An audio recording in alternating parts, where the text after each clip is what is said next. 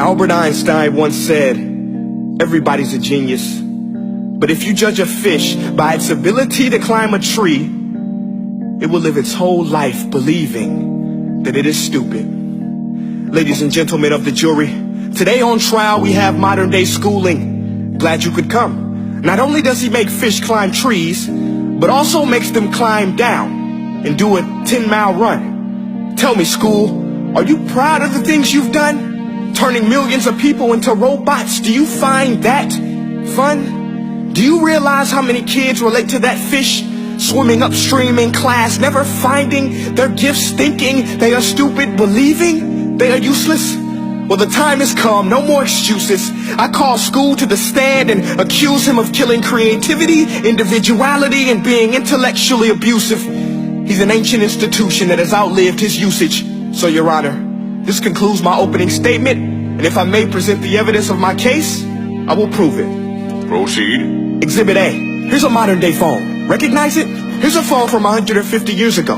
Big difference, right? Stay with me. Here's a car from today, and here's a car from 150 years ago.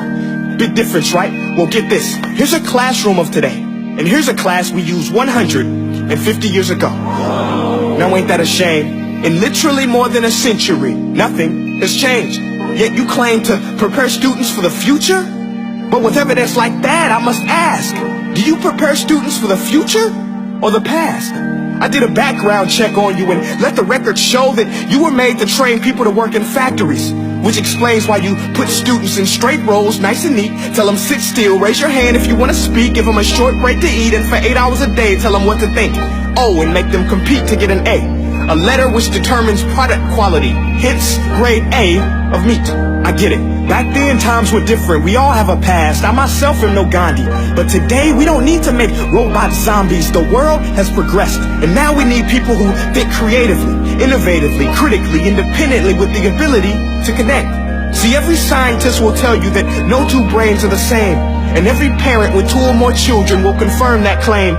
So please explain why you treat students like cookie cutter frames or snapback hats, giving them this one-size-fits-all crap. Watch your language. Sorry, Your Honor, but if a doctor prescribed the exact same medicine to all of his patients, the results will be tragic. So many people will get sick, yet when it comes to school, this is exactly what happens. This educational malpractice, where one teacher stands in front of 20 kids, each one having different strengths, different needs, different gifts, different dreams, and you teach the same thing the same way?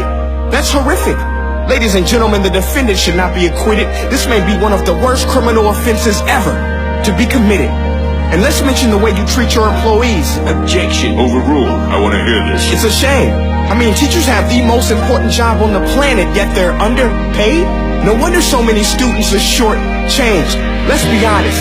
Teachers should earn just as much as doctors, because a doctor can do heart surgery and save the life of a kid. But a great teacher can reach the heart of that kid and allow him to truly live. See, teachers are heroes that often get blamed, but they're not the problem. They work in a system without many options or rights. Curriculums are created by policymakers, most of which have never taught a day in their life. Just obsessed with standardized tests. They think bubbling in a multiple choice question will determine success. That's outlandish.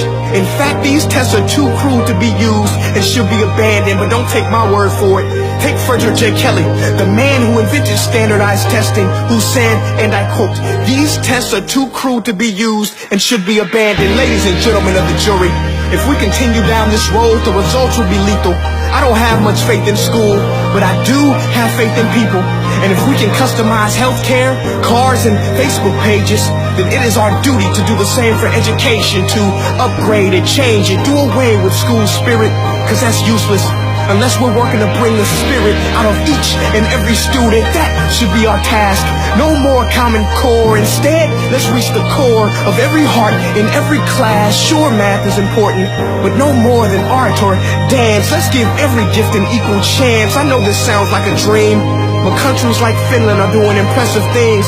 They have shorter school days, teachers make a decent wage, homework is non-existent, and they focus on collaboration instead of competition. But here's the kicker, boys and girls. Their educational system outperforms every other country in the world. Other places like Singapore are succeeding rapidly. Schools like Montessori, programs like Khan Academy, there is no single solution. But let's get moving, because while students may be 20% of our population, they are 100% of our future. So let's attend to their dreams, and there's no telling what we can achieve.